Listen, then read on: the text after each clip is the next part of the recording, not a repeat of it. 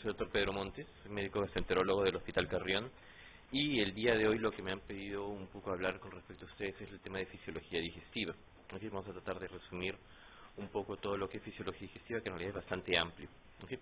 Cuando hablamos nosotros del aparato digestivo, recordemos que dentro del tubo digestivo tenemos una serie de procesos que son procesos que nosotros conocemos como fundamentales, que son, a saber, 4, que son la secreción, la motilidad, la digestión propiamente y la absorción.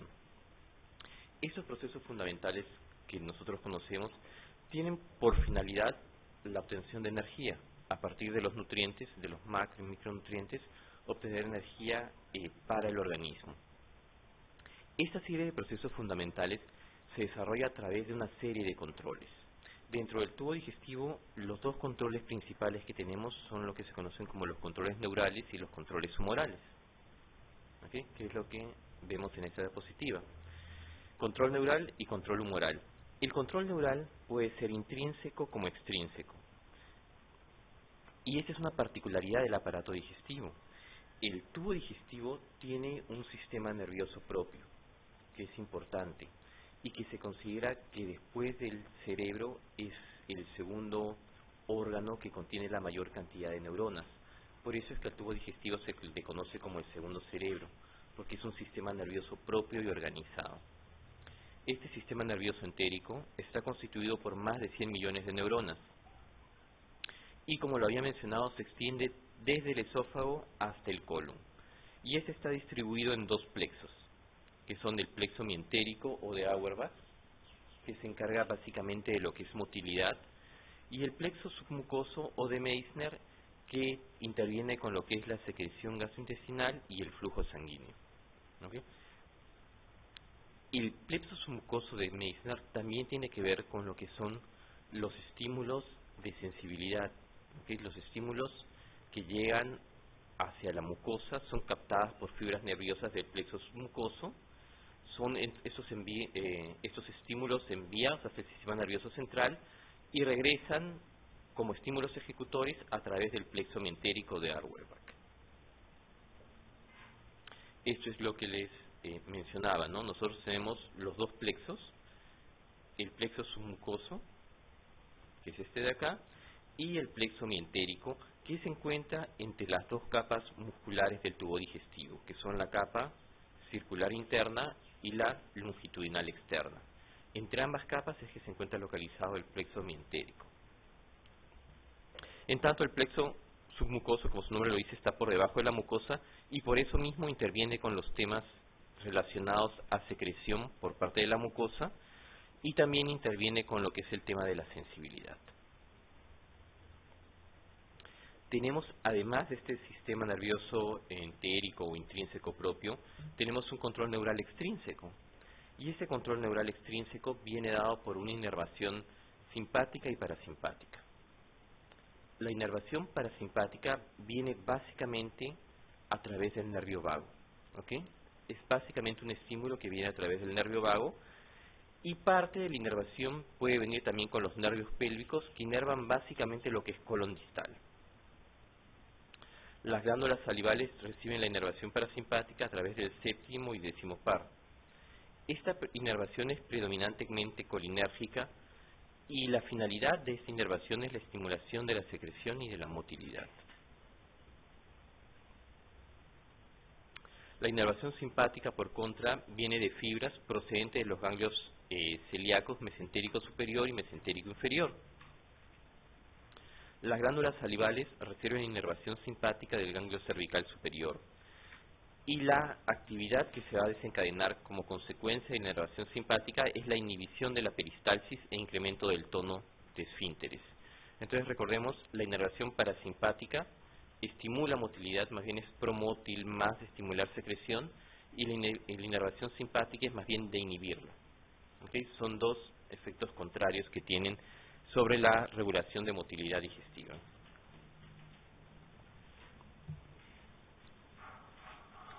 Este gráfico es para ilustrar este punto que les había mencionado. La inervación parasimpática viene básicamente a través del nervio vago. ¿Okay? La inervación del vago involucra esófago estómago, intestino delgado, colon, hasta colon transverso, y lo que es colon descendente y recto, sé que las fibras parasimpáticas vienen a través de los nervios pélvicos. La inervación simpática, por contra, viene dependiente de tres ganglios principales: el celíaco, el mesentérico superior y el mesentérico inferior. ¿Okay? Y aquí vemos el patrón de distribución de su inervación. ¿Okay?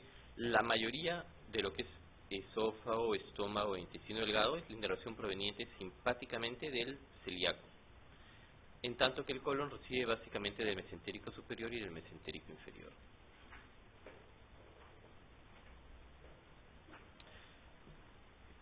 Este gráfico es para ilustrar el mismo punto.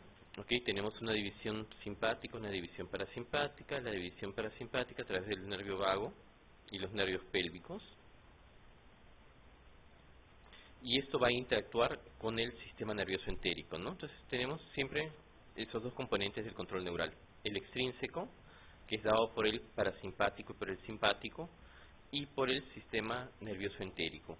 Por lo general se dice siempre que en el aparato digestivo, como es prodigestivo, es decir, hay peristalsis, siempre lo que tenemos es un tono vagal. Tenemos más un tono parasimpático de base que un tono simpático. El tono simpático es de inhibición, y nosotros comenzamos siempre un estímulo de peristalsis. Todo lo que tenemos es un tono más bien vagal. Entonces, la división simpática, yo lo había mencionado, los ganglios simpáticos, que son el celíaco, mesentérico superior, mesentérico inferior, controlan este sistema o regulan el sistema nervioso entérico, y esto va a estimular a su vez a la musculatura, que es musculatura lisa. Recordemos nosotros que la musculatura dentro de la mayor parte del tubo digestivo es básicamente musculatura lisa. Va a estimular a las células secretoras, va a estimular también a las células endocrinas, y también va a regular y va a estimular a los vasos sanguíneos. El control humoral, por contra, ya lo conocemos,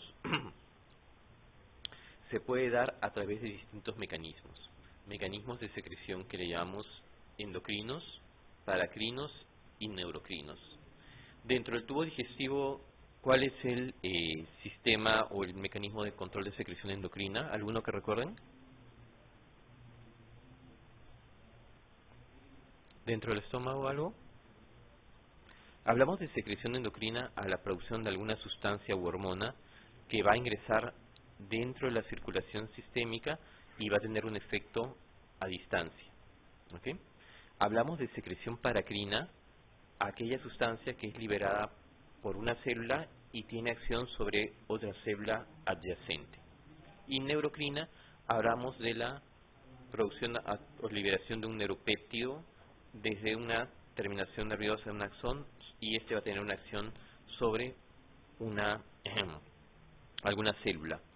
El mecanismo o los ejemplos típicos de secreción endocrina dentro de nuestro aparato digestivo es, por ejemplo, lo que es la producción de gastrina. ¿Okay?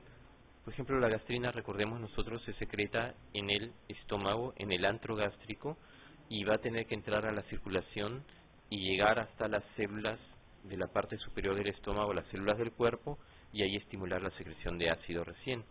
O la colecistoquinina, que se libera a nivel de intestino, se secreta hacia la sangre y va a llegar hasta la vesícula estimulando la contracción de esta. ¿Okay? Esos son mecanismos de secreción endocrina. Hay liberación de una sustancia, ingresa a la sangre y llega hasta células de otro órgano o del mismo órgano, pero a través del sistema circulatorio. La secreción paracrina típica la tenemos nosotros. Un ejemplo, el ejemplo de secreción paraclínica típica también lo tenemos en el estómago, y es la producción de somatostatina. Nosotros dentro del antro gástrico tenemos, y lo vamos a mencionar un poquito más adelante, células productoras de somatostatina y células productoras de gastrina que están adyacentes o cercanas una de la otra. Cuando hay mucha secreción de ácido, las células productoras de somatostatina se activan y producen la somatostatina para inhibir a las células productoras de gastrina para que se deje de seguir produciendo ácido. Ese es un mecanismo de control paracrino. Y neurocrino, pues tenemos varios. Lo más común podría ser, por ejemplo, la liberación de un neurotransmisor como es la acetilcolina, que actúa sobre la célula parietal para estimular la producción de ácido. ¿Okay? Estos son, por ejemplo, algunos ejemplos que les mencionaba. Una hormona es la gastrina, que es producida por la célula G del antro gástrico. Esta va a ser estimulada por la presencia de oligopéptidos y aminoácidos, por la distensión del estómago, por estimulación del vago, a través de una sustancia que se llama el péptido liberador de gastrina, y va a incrementar la secreción de iones hidrogeniones y el estímulo trófico. La segunda hormona gastrointestinal en importancia es la colecistoquinina, producida por las células C, que se encuentran localizadas en el duodeno y en el yeyuno. Estas son estimuladas por la presencia de oligopéptidos, aminoácidos y ácidos grasos, y esta colecistoquinina va a tener como acción final la secreción de enzimas pancreáticas. Va a incrementar la secreción de bicarbonato, va a estimular la contracción de la vesícula y la relajación del esfínter de Oddi, e inhibe el vaciamiento gástrico. Tenemos la secretina, que es producida por las células S del duodeno. Esa secretina es estimulada por la presencia de iones hidrogeniones en el duodeno y la presencia de ácidos grasos, y su finalidad es estimular la secreción de bicarbonato en ducto pancreático y biliar y disminuir la secreción de iones hidrogeniones.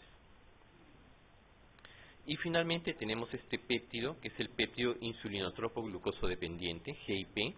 Antes la abreviatura de GIP correspondía a péptido inhibidor gástrico, y en algunos libros de fisiología lo siguen llamando así, porque se creía que su efecto principal era inhibir la secreción a nivel del estómago, inhibir la motilidad gástrica.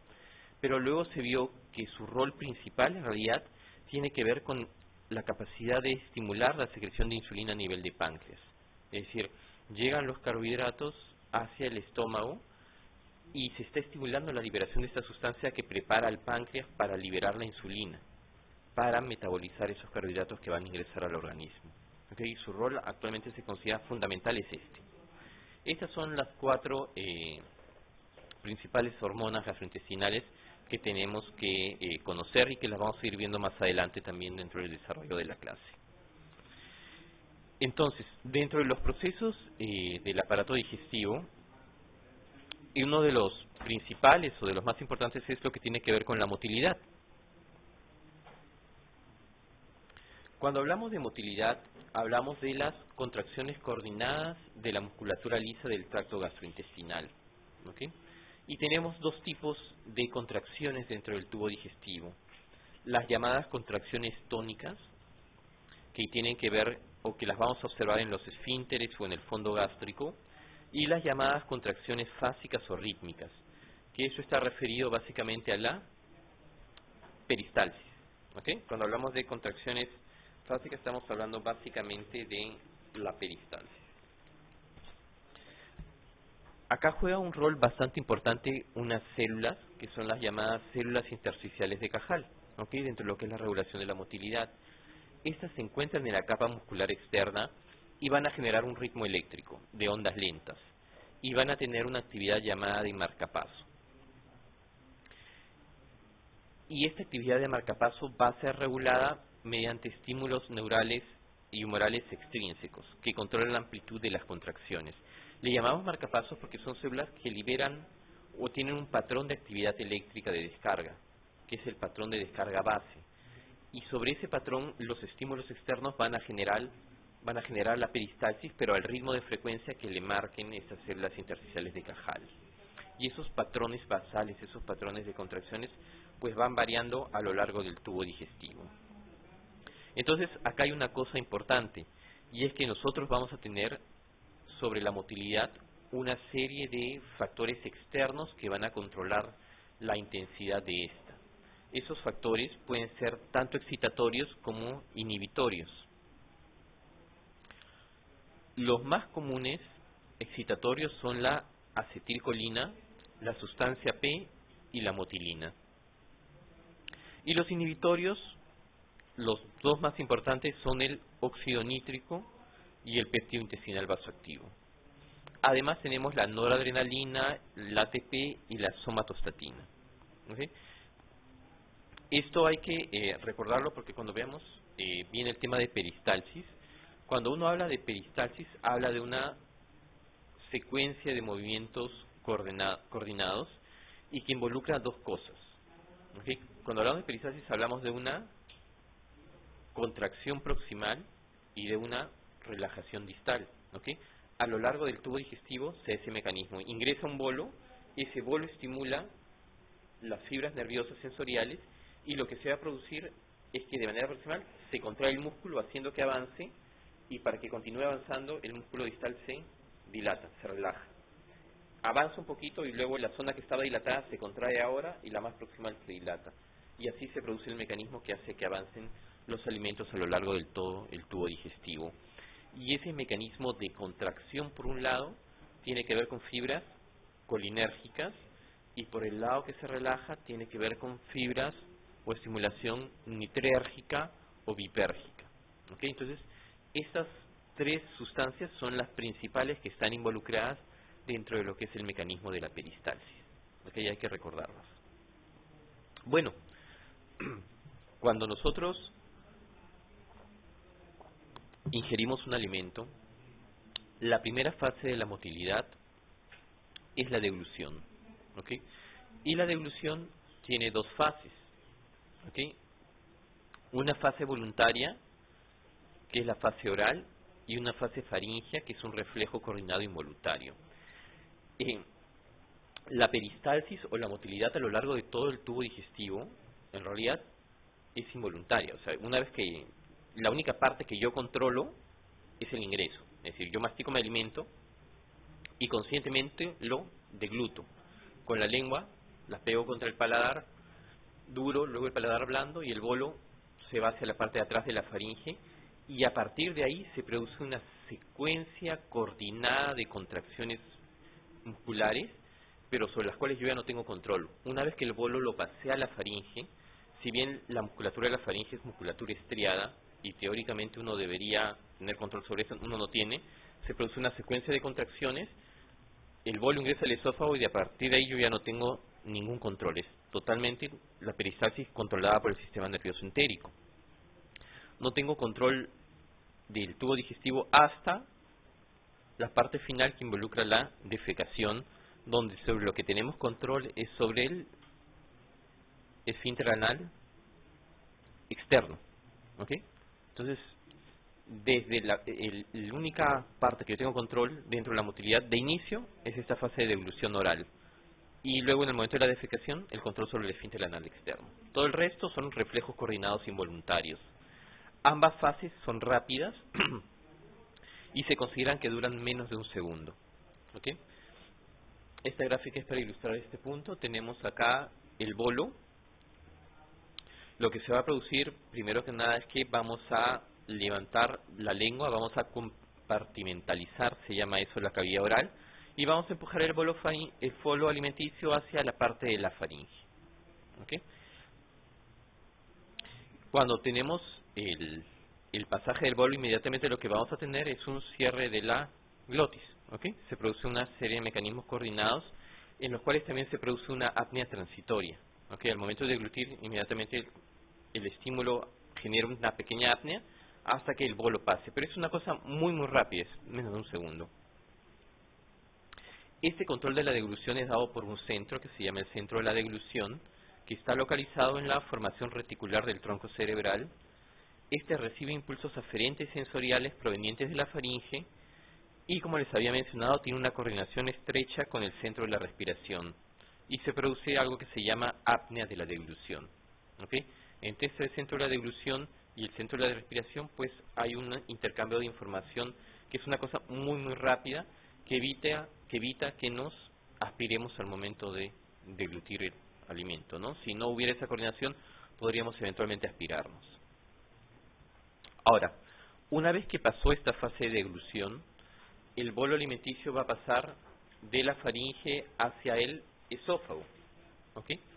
La función fundamental del esófago es el transporte del bolo alimenticio de la faringe hasta el estómago. La función básica del esófago es motora. ¿Ok? A diferencia del estómago, que tiene más funciones. El estómago tiene una función secretora, una función motora, una función digestiva. Eso no ocurre en el esófago. El esófago es netamente función motora. El músculo esofágico está constituido por dos capas. ¿Ok? Ya lo había mencionado también. Una capa que se le conoce como circular interna y una capa longitudinal externa. Además, tenemos algunas particularidades que tiene el esófago desde el punto de vista anatómico. ¿Ok? La mayor parte de musculatura dentro del tubo digestivo es musculatura de tipo, ¿es lisa o estriada? Dentro del tubo digestivo, ¿recuerdan? Lisa. ¿Ok? La musculatura dentro del tubo digestivo es básicamente lisa, excepto en el esófago, en cuyo tercio superior encontramos musculatura estriada. ¿Ok? Todo el resto es musculatura lisa, pero en el esófago el tercio superior está constituido por musculatura estriada. ¿Ok? En tanto que los dos tercios distales están constituidas por músculo liso. Otra particularidad es que dentro del esófago, en el extremo proximal tenemos el esfínter esofágico superior y en el extremo distal tenemos el esfínter esofágico inferior. El esfínter esofágico inferior es un superior, perdón, es un esfínter anatómico, es decir, es un esfínter que yo puedo diseccionar, separar anatómicamente. En tanto, el esfínter esofágico inferior no es un esfínter anatómico, es un esfínter fisiológico. Es decir, el esfínter esofágico inferior corresponde a un engrosamiento de las fibras musculares de la capa circular interna, pero yo no lo puedo diseccionar, yo no puedo ubicarlo anatómicamente al momento de revisar el esófago. ¿Okay? Uno lo registra, lo halla mediante mediciones de presión, pero es un esfínter fisiológico, es una área muy especializada de la capa circular interna del esófago.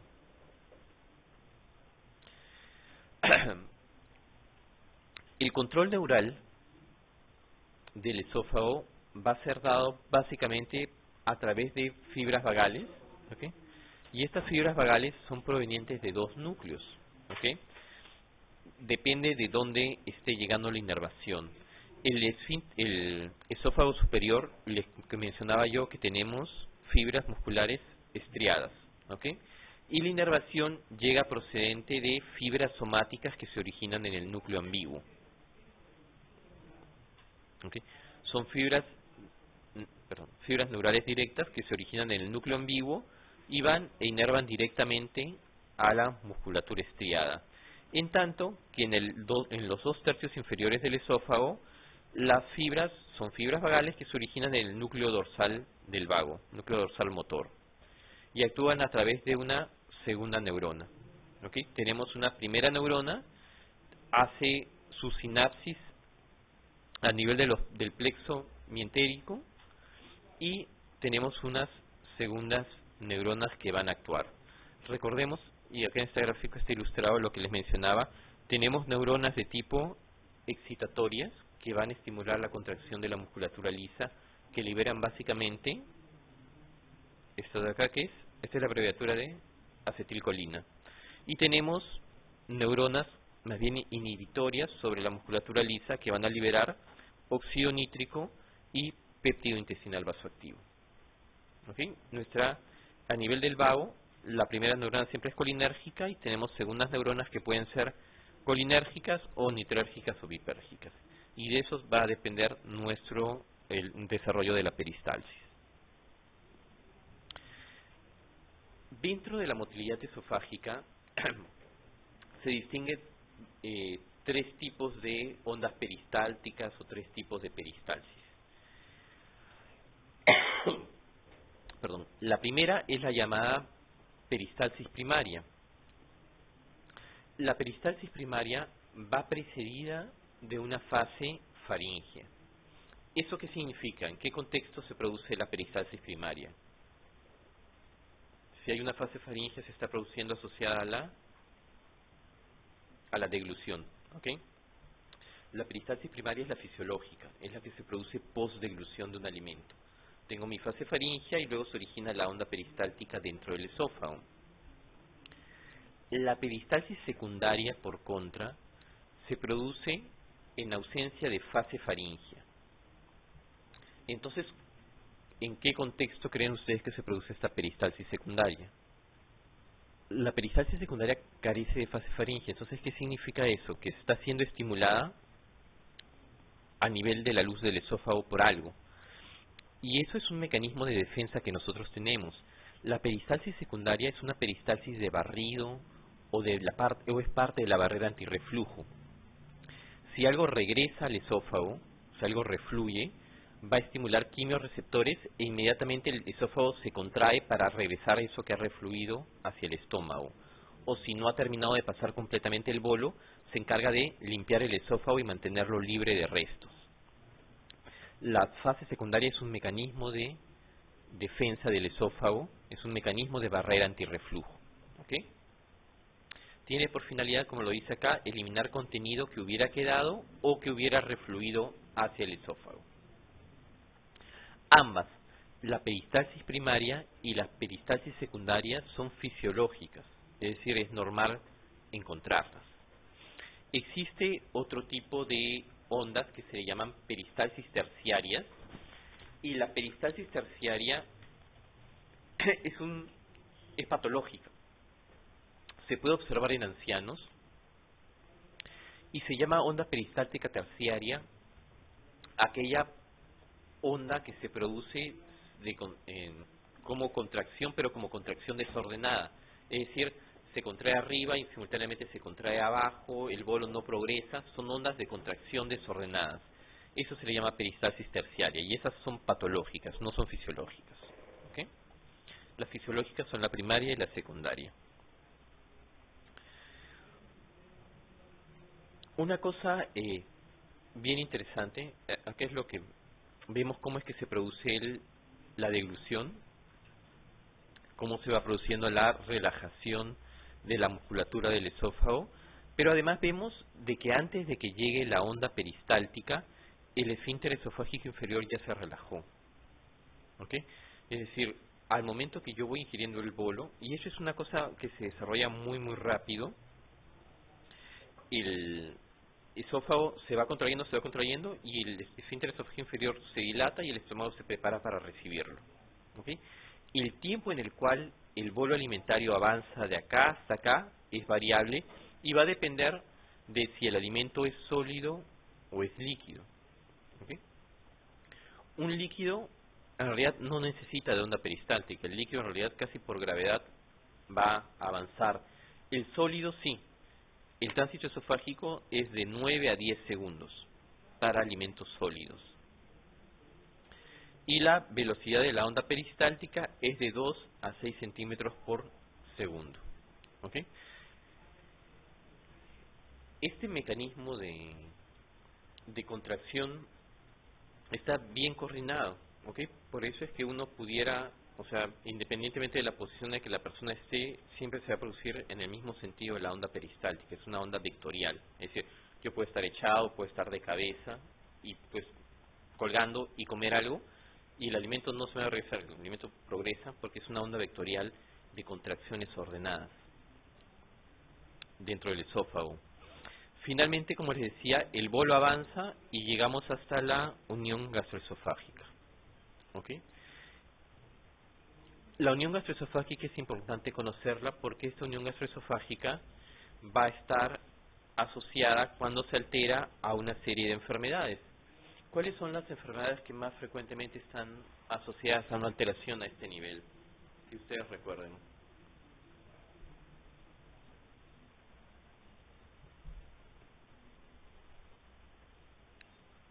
Enfermedades que se ocasionan por una alteración a este nivel. Una es bien conocida, que es el reflujo gastroesofágico. ¿Ok? Y la otra es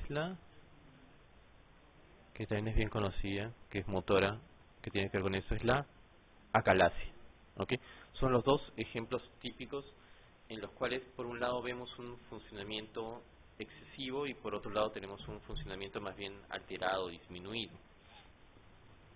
La finalidad de la unión gastroesofágica es básicamente evitar el reflujo. ¿Ok? El esófago no está hecho para estar expuesto al ácido. Entonces, si el ácido comienza a regresar, termina provocando un daño dentro de la mucosa esofágica. Entonces, este esfínter o esta unión gastroesofágica tiene por finalidad pues evitar que eso suceda. Y tiene dos componentes principales. Un componente interno, que es el esfínter esofágico inferior propiamente, que les mencionaba que está formado por fibras de la musculatura circular interna. ¿Okay? Y tenemos un componente externo que está dado por las fibras o la musculatura del diafragma. ¿Okay? Tenemos un componente interno, que es el esfínter esofágico inferior, y tenemos un componente externo que está dado por la musculatura estriada del diafragma. ¿Okay? Ambos van a mantener un tono y van a evitar pues que se produzca un reflujo significativo patológico. Ustedes están llevando recién la parte clínica, no han llevado todavía, ¿no? Pero ¿recuerdan ustedes cuál es el mecanismo básico que acontece en las personas que tienen reflujo gastroesofágico?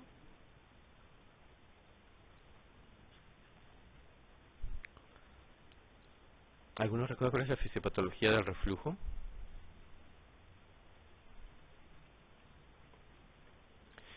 El reflujo gastroesofágico durante mucho tiempo se decía o se creía que tenía que ver con una hipotonía del esfínter esofágico inferior.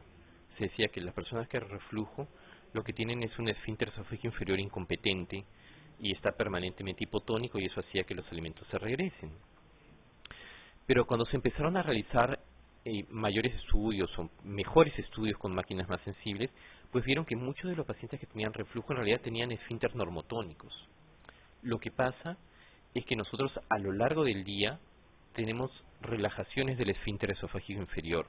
Ese es un fenómeno fisiológico que se llaman relajaciones transitorias del esfínter esofágico inferior. Esos son comandadas por estímulos mandados del tronco cerebral y hacen que cada cierto tiempo nuestro esfínter se relaje. Y así podemos evacuar gas del estómago, por ejemplo, o descomprimir un poco el estómago. Lo que ocurre en las personas con enfermedad por reflujo es que el número de relajaciones transitorias a lo largo del día es mayor comparado contra sujetos sanos. Actualmente la fisiopatología está dirigida hacia ese campo, a un incremento de las relajaciones transitorias del esfínter esofágico inferior. Y eso, pues la verdad es que constituye para nosotros todo un tema, porque no tenemos una medicación o algo que actúe directamente sobre eso. Nosotros cuando tratamos reflujo, o cuando ustedes han visto tratar reflujo, actuamos sobre la secreción de ácido. Es decir, no corregimos el reflujo sigue habiendo. Lo que pasa es que hacemos que el reflujo se vuelva no ácido y ya no dañe. Pero sobre el mecanismo fisiopatológico no tenemos drogas que estén dirigidas exactamente a eso y que actúen curando o mejorando ese punto. ¿Okay? Entonces eso es importante tenerlo en cuenta. Este esfínter esofágico inferior recibe a su vez, como vamos a ver acá, una serie de controles